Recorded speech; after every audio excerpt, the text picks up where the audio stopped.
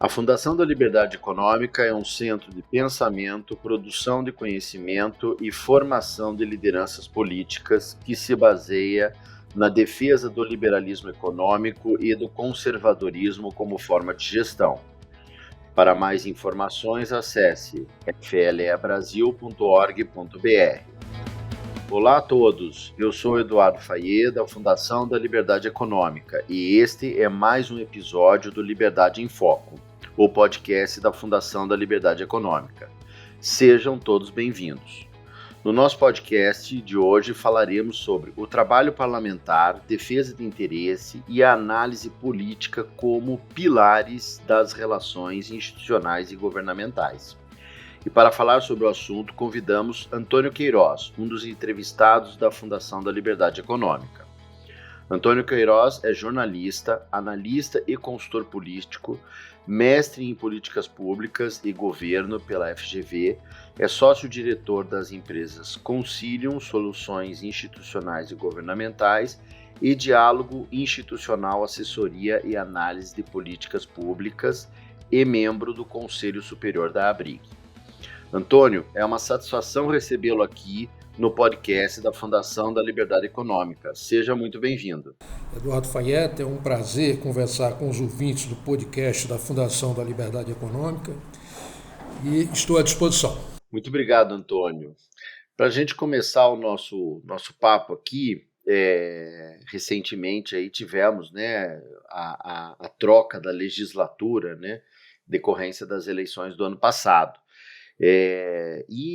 O trabalho de assessoria parlamentar em relação aos poderes da República, tanto o próprio poder parlamentar, que é o legislativo, quanto o executivo e o judiciário, são fundamentais para a nossa democracia. E aí eu gostaria da sua análise de qual a relevância da assessoria parlamentar e do trabalho parlamentar, que não é só dos deputados e senadores, mas também de toda a estrutura do Congresso Nacional, na atuação dos poderes da República. Na perspectiva da atividade de relações institucionais e governamentais, o trabalho parlamentar é muito importante, porque por meio dele se busca, de um lado, prestar esclarecimento, promover causas ou defender interesses, e de outro, busca criar capital social ou credenciar os interlocutores perante os decisores nas perspectivas da defesa dos seus interesses e, portanto, equiparando aos seus concorrentes em termos de acesso à autoridade.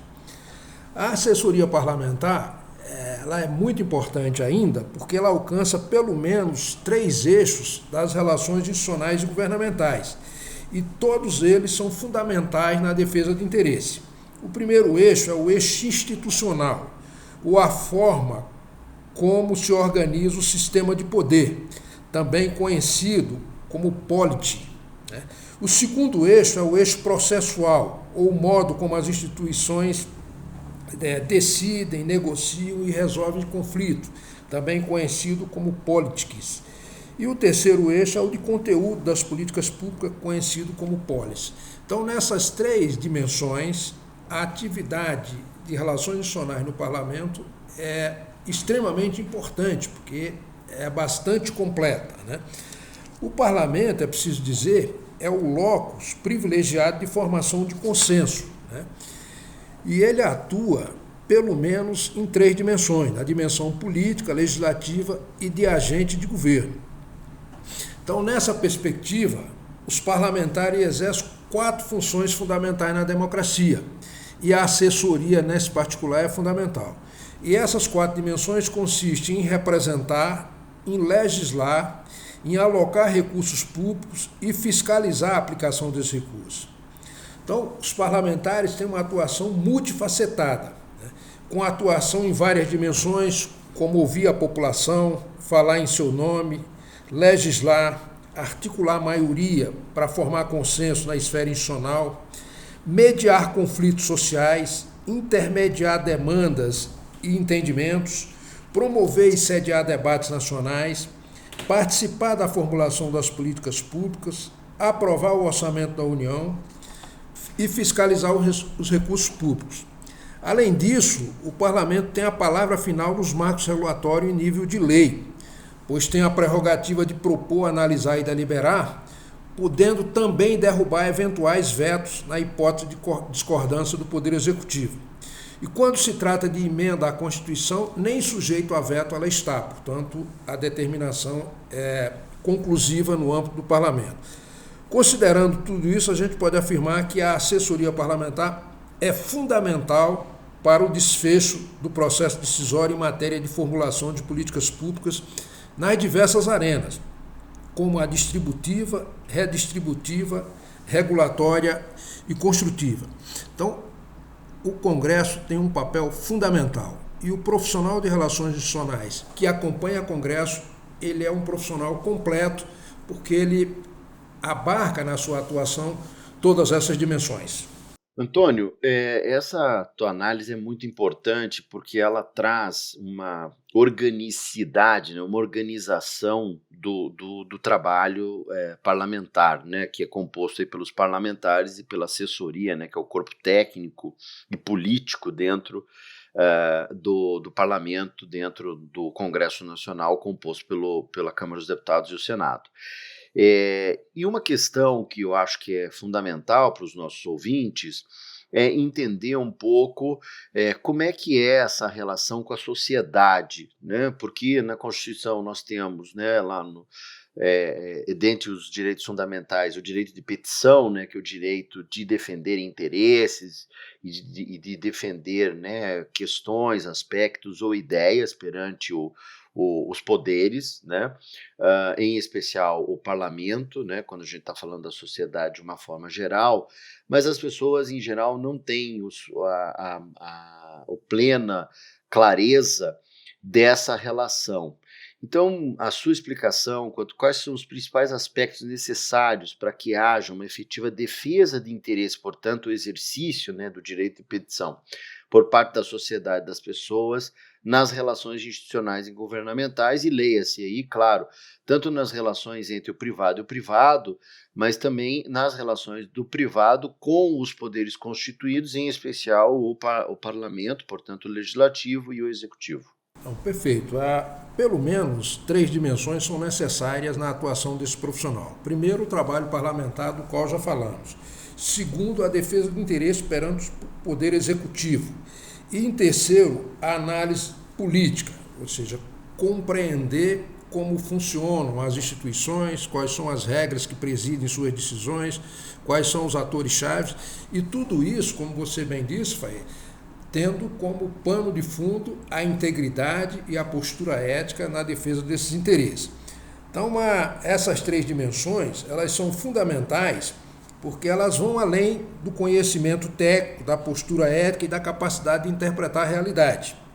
Na verdade, elas vão além, e para que a defesa de interesse seja efetiva, é necessário que haja domínio sobre as regras do processo decisório, sobre as estruturas ou os espaços institucionais de poder, sobre as competências dos órgãos e as atribuições dos cargos envolvidos nas decisões.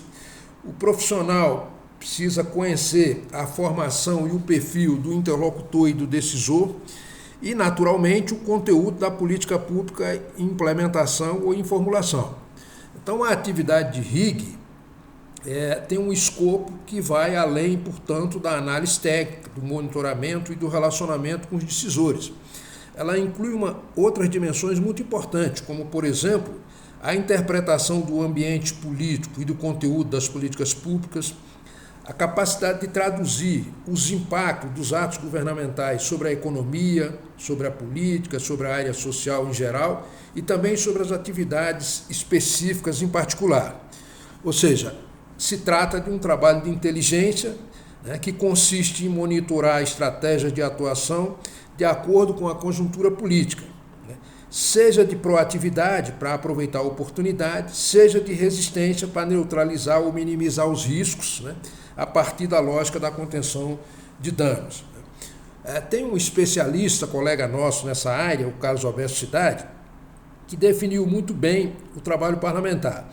Disse ele que o trabalho parlamentar, ou o trabalho de relações institucionais, de um lado, consiste no monitoramento e na inteligência, né, que busca identificar e interpretar para o segmento o que e como o legislador, o regulador ou o formulador de política pública pretendem disciplinar em determinada matéria.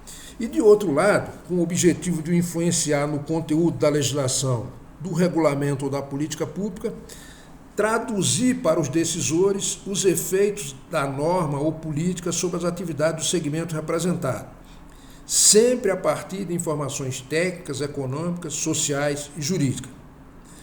Agora, para isso, é necessário que o profissional tenha domínio sobre pelo menos os quatro componentes comuns a políticas públicas. Por exemplo, o institucional, ou seja, a autoridade formal, o decisório, ou seja, a escolha política, a dimensão comportamental, ou seja, a ação ou a inação dos agentes políticos, e o quarto, o causal, ou seja, o efeito que aquela decisão causa sobre o sistema político. Então, esses são os principais aspectos que a gente deve considerar nesse relacionamento para que ele seja, de um lado, efetivo e, de outro, respeite as regras de compliance, aspectos éticos e de integridade. Quer dizer, Antônio, o trabalho da assessoria parlamentar é um trabalho que tem uma alta tecnicidade, né? Portanto, tem a necessidade de muitos estudos, muita capacidade de organização das informações. E você, na tua análise, comentou a questão da ética, né, da transparência, que me parece sempre ser uma questão na nossa cultura brasileira, né, uma questão que sempre está ali meio na margem, né, do adequado ou do inadequado.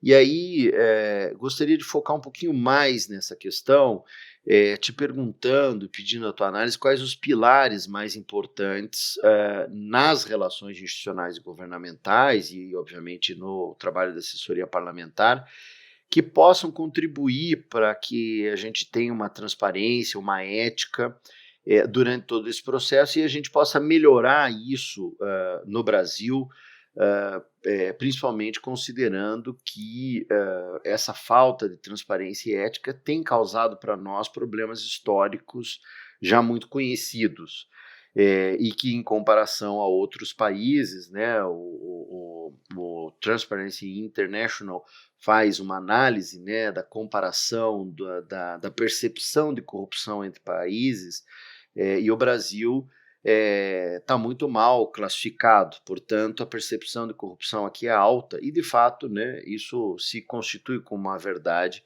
Veja aí todo o trabalho, né, das nossas instituições de controle e policiais, etc. Então eu queria um pouquinho mais dessa tua análise de pilares que possam contribuir para que a gente mude essa nossa posição no ranking internacional. Perfeito, Fred. Os três pilares principais são o acesso às autoridades e aos decisores, né, a transparência e a integridade nessa relação. O acesso às autoridades deve se dar de modo isonômico, possibilitando que todos que solicitarem tenham a oportunidade de apresentar seus pleitos e visões. A transparência ou a divulgação do acesso deve ser regra básica de relação entre agente público e privado. E a integridade é a postura que se espera, o comportamento que se espera do agente público nesse processo. Agindo desse modo, se estabelece uma nova governança, e essa nova governança naturalmente vai ser pautada pela interlocução, pelo diálogo, pela pressão saudável e que observe sempre as melhores práticas, né, especialmente aquelas recomendadas pela OCDE. Então, a oportunidade de ser ouvido na fase de formulação de política pública interessa a todos. Interessa aos governantes, aos parlamentares e aos altos funcionários, porque com base em dados, análise e informações, eles ficam melhor preparados para instruir o processo decisório. E com isso contribui ainda mais na oportunidade para ajustar o conteúdo ao interesse público, além de também ser uma forma de validar e legitimar as políticas públicas. Para as entidades, as organizações não governamentais, as empresas e corporações, a vantagem é que elas terão a oportunidade de defender e proteger seus interesses e negócios. E para a sociedade, de um modo geral, a vantagem é que ela passa a ter acesso às informações que instruem o processo decisório e também às autoridades que decidem, naturalmente sempre com transparência e ética. Portanto, na democracia liberal, todos devem ter o direito de promover a defesa de interesse e articular a promoção de casos ou defesa de pleito perante os poderes e os agentes, de constituir canais de interlocuções confiáveis entre os agentes de governo e as organizações da sociedade e empresas e, principalmente, ampliar a previsibilidade e minimizar os conflitos. Entretanto, para que tenhamos equilíbrio nessa relação entre que resulte numa sociedade civil ativa e diversa, num mercado economicamente competitivo e produtivo e num governo eficaz e responsável, é preciso que haja diálogo e escuta. E isso vai exigir que os setores da sociedade, os governantes, os parlamentares, se preocupem em garantir responsabilidade, equidade, participação e transparência na relação com o governo. Portanto, a atividade de relações institucionais e governamentais só deve patrocinar causas que sejam defensáveis ética e moralmente e, de preferência, coincidam com o interesse público. Muito bem, Antônio.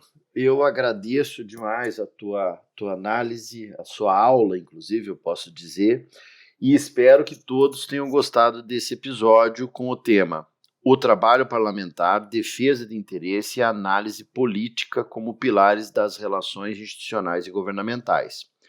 Antônio Queiroz, muito obrigado. Eu é que agradeço a oportunidade e parabéns pela iniciativa. E para você que acabou de nos ouvir, muito obrigado pela sua audiência. Para mais informações, acesse o site flebrasil.org.br e siga as nossas redes sociais no Facebook e Instagram, @FLEeconômica e no Twitter, @FLEbrasil.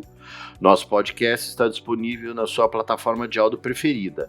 Você também pode seguir nosso podcast no Spotify, Amazon, assinar no Apple Podcasts e se inscrever no Google Podcasts ou no Castbox e favoritar no Deezer. Desse modo, você receberá uma notificação sempre que um novo episódio for ao ar. Eu sou Eduardo Fayet e este foi mais um Liberdade em Foco. Um grande abraço e até a nossa próxima conversa.